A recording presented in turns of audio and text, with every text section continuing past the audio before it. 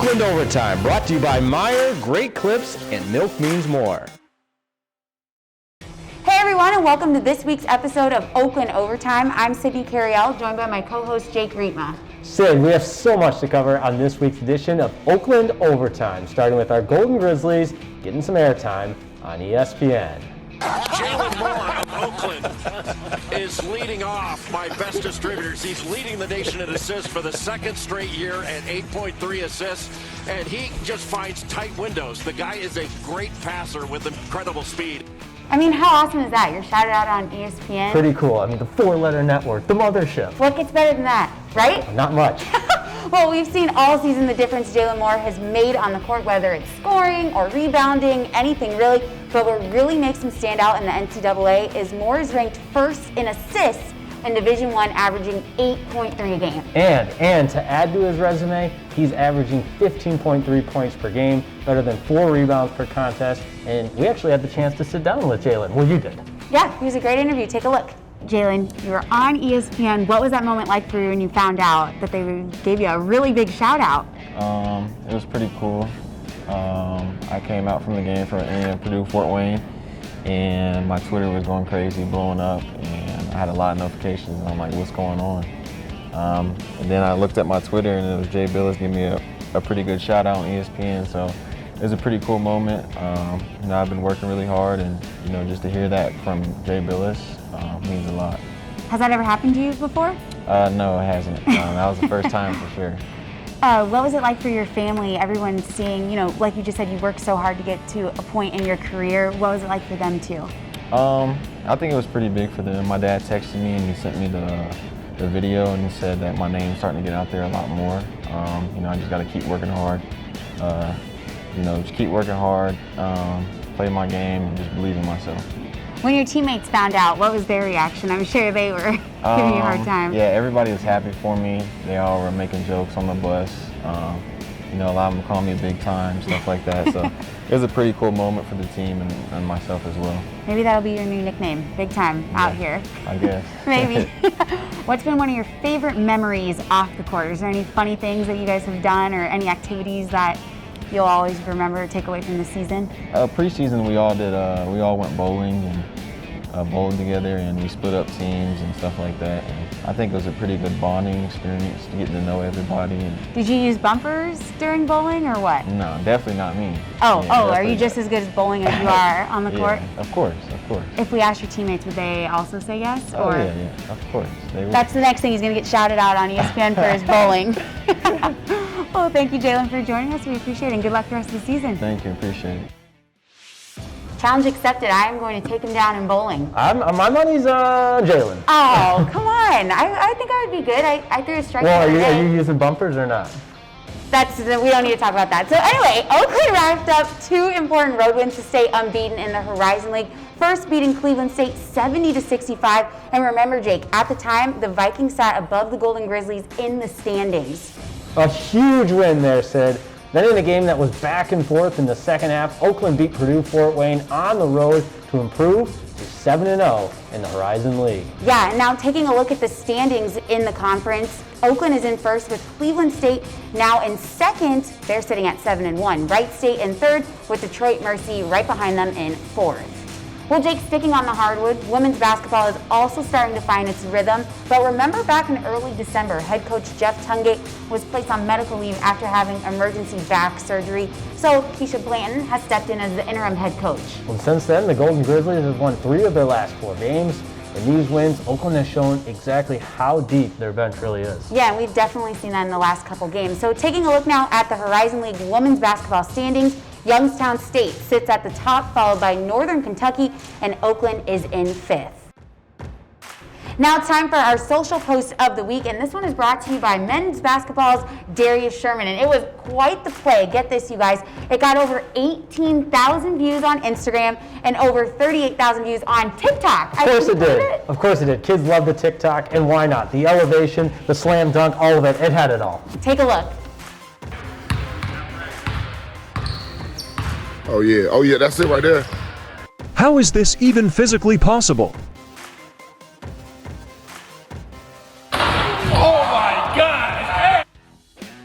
Moving over to the golf course, Thomas Giroux was named to the Team Canada National Amateur Squad. Instead, to add on to that, Thomas was also named the Horizon League Men's Golfer of the Year and won the Ontario Men's Amateur Championship. What a decorated resume. Yeah, and it's only going to continue to grow this season. We actually had the chance to catch up with Thomas and hear more about his journey, and he taught us a little bit about his golf game. Free lessons. Definitely free lessons. Take a look. We are in the Dome, and I am joined by Thomas Giroux, the 2021 Horizon League Golfer of the Year. He's going to teach us how to golf today, which is going to be a lot of fun. But before we can get into that, I want to congratulate you on being named to the 2022 Team Canada Amateur Team. A huge accomplishment for you. What exactly does it mean? It means a lot. You know, I get to represent my country, and it's a lot of hard work that's paid off and gone into the overall process of trying to become pro. So it's a big honor, and looking forward to the year. What has your career at Oakland just meant to you, just as far as getting to know everybody with the coaching, the players, and to be able to see it culminate in so much hard work and being named the Golfer of the Year? Well, you know, I'm in my 5th year now, so it's been a long ride. It's been a long ride. So, but it's been great. Coach Pomfret's been awesome. He's really helped me out throughout my journey, and also my teammates. They've always been there for every step, and we push each other to be the best. So I might have been Golfer of the Year, but they weren't far behind me. So it's we got a good structure for the team right now, and we're moving forward. When you look back at your career, what stands out? What's the biggest highlight for you? That's a tough question. No wrong answer. Hey, Yeah. I promise. There's no wrong answer. I won the Ontario Amateur this past summer, so that was a cool tournament to win. I've played in that for many years, and I've come first, second, and third in it. So to finally cap it off with a win was a special thing to do. There you go. Well, I'm raring to go. Obviously, I can't get. I'm ready to go. Yeah. I'm ready for you to show me what you got. For sure. And first, we'll start with what we're working on today and how you get dialed in, and just maybe for our viewers some tips, because I'm an amateur golfer and I'm trying to use this as like a free lesson for me. For sure, definitely. So we'll hit a 50-yard shot here. Generally, 50-yard shots are kind of shorter shots into a par 5, your third shot, or a really short par 4, and you kind of got a good opportunity for birdie. So to start off, with wedges, we kind of use a clock system. So think of clocks, or arms on a clock. You know, you have here, at the top, 12. So you got to practice on how far back you're going for each different distance. So 50 yards, generally we kind of stop at the waist, about there, and then just accelerate through. So it'll look something like this. It's in the hole. It's in the hole.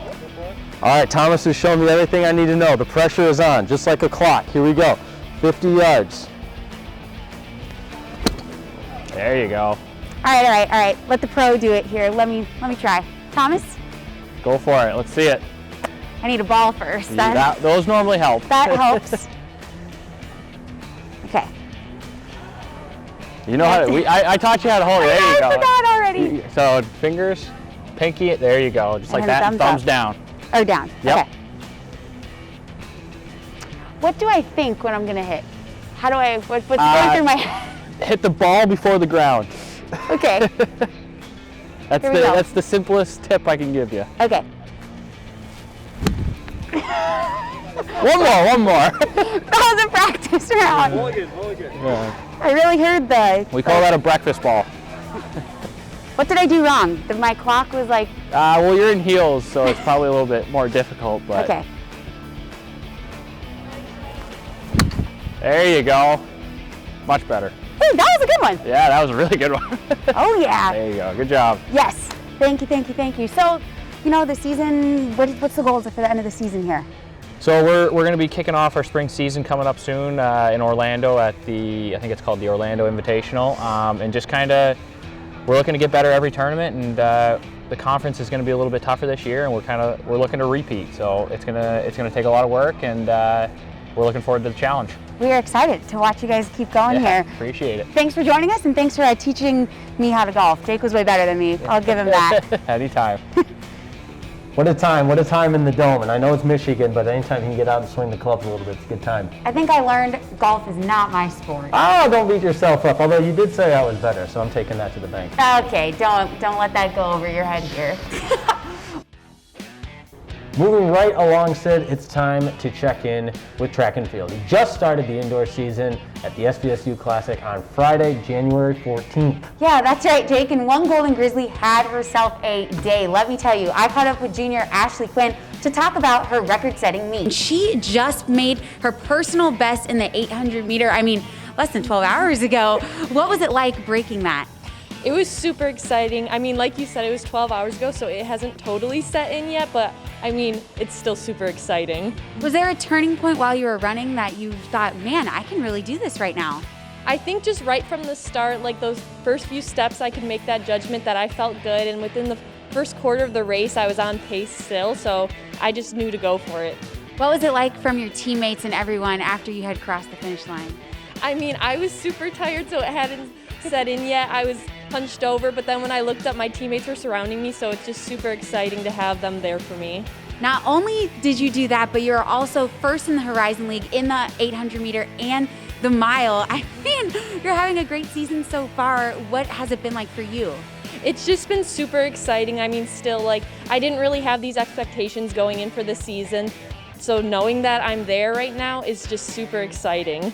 Yeah, and as a junior, you took a year off, freshman year, before transferring to Oakland sophomore year. What was it like getting back into track after taking that year off?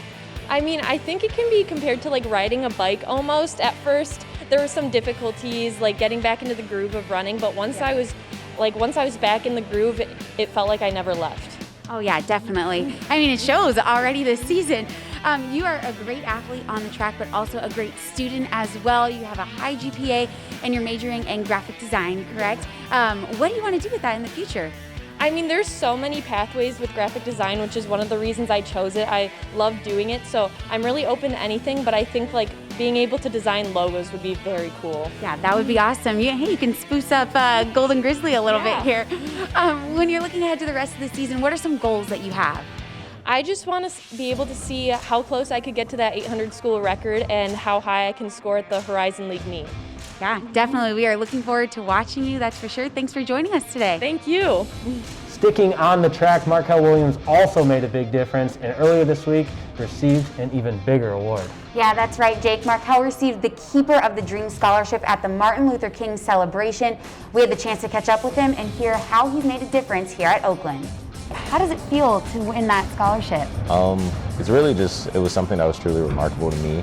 More than anything, I was just really happy to see that other people are acknowledging some of the things that I do here on campus, and you see the student athletes and the other students, they truly appreciate me and it shows, but it was just another thing to see that people on the outside were actually paying attention to some of the things that I was doing. So yeah, and we talked about it a little bit, but you didn't even apply originally yourself. Someone put your name in there. So what was that process like for you? Right, so I'm not sure if you guys know who Ashley Stone is, but Ashley gave me a call one day. She's like, hey, I think you'll be a great candidate for this award, and I was like, I've seen the people who won this award in the past. I was like, I don't know, but if you think so.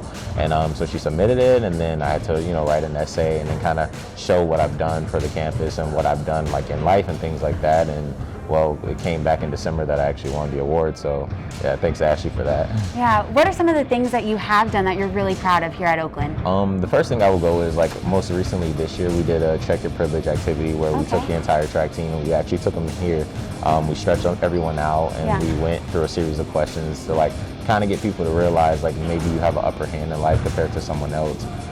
We also had uncomfortable conversations activity where my uncomfortable conversation was whether or not African Americans and other minorities were held to a different regard in academics. Right. And so you just go through a series of questions and just try and get everyone to interject and put in what they believe. It's not about who's right, who's wrong. It's just trying to get everybody to see what everyone feels. I've done that, and then there was the banner signing event that I held last year, which is, I don't know if you've ever seen the United as One pledge t-shirts. Yeah, so basically student athletes had to read through this pledge that me and the 1HL representatives from other schools came up with. And in the event that they made the pledge, they were given a shirt, they signed the banner, and so those are just a few things, but those are probably the most I'm proud of. So. Those are awesome. Yeah, thank you. What inspired you to do those? It has a lot to do with where I come from and kind of who I am. So here at Oakland, when I came here, I noticed one thing off facts, and that was kind of it wasn't a lot of people at first who were like me, Right. if that made sense. Yeah. And I kind of wanted to get everyone to be on the same page and realize that there are differences between one another. Because like one thing I always say is like some people like to push the issue of like, okay, you don't see color. Yeah. I'm not that person. I think you have to see color. You know what I'm Right. saying? In order Yeah. to fully understand the differences between people and fully respect people, you have to see it. And so, like I said, from before getting here, when I was in middle school, elementary school, that was always something that I was taught in the schools that I went to. I've been in several groups that do what I do here at Oakland Yeah. up until this point, so this isn't new to me. It just was something that I felt like the campus needed. So, Yeah, and coming from, you're not from Michigan, so Right. coming from Florida, what was that like? So South Florida is a big melting pot, to say the least. There are people from all over. There are people from, there's a lot of people from Puerto Rico, there's a lot of people from the Bahamas, you know, there's a lot of people from everywhere. Different cultures, yeah. And so to go from somewhere that is like that and to come to Michigan, which isn't as diverse, it was something that I felt like it definitely needed. Not only with this great scholarship, but also on track and field. Right. What has that been like for you, especially with, we kind of talked about it a little bit, the weather. Yeah. That had to be an adjustment Yeah. when you moved here. Right. The weather definitely has been an adjustment in terms of track and field. Since I've been here, I think I've been hurt every year. So I haven't had a full season yet. My freshman year, I ended up getting a hernia. Last year, I ended up pulling my hamstring. So I haven't had a full year yet, but each year it starts off like really promising, I'm doing good, and then I get hurt. But this is the first year where I've actually been healthy and, you know, I'm up in the ranks and things like that. And your family too, your sister Right. also was in track and field. Yeah, she was. What was that like growing up, you know, you guys both having the love for the same sport? It definitely caused a lot of actually rivalries because Oh, my no sister, my sister, she was a lot better than I was. So like me being little brother who was following in her footsteps, I'm kind of like, hey, why am I not as good as her? But eventually I did become as good as her. But one thing that did was make us closer in a sense. Yeah, yeah. Because she was able to kind of tell me what I need to do, you know, always stay focused, give me like little tips to make myself better. So while it did kind of make us butt heads sometimes, it brought us closer in a way. Yeah, I'm So- sure. I mean, she's gonna listen to this and Yeah. be like, yep, that's right, I was better. Yeah. I'm a big sister, so I get Yeah. it. We gotta hold what we can over the head for a Right. little. Moving forward in junior year here, what are your goals for this season? I know to stay healthy, number one, but Yeah. past that, what are the goals? Right. Like you said, stay healthy, number one. Like my thing that I tell my dad all the time is like, if I'm healthy, I'll do great things. But in terms of like numerically, I would like to just come top 3 in the heptathlon, indoor. Outdoor, I would like to just come top 3 in the decathlon, and I would like to place in all of my open events because even though I do the multi, I still do hurdles open, I still long jump open.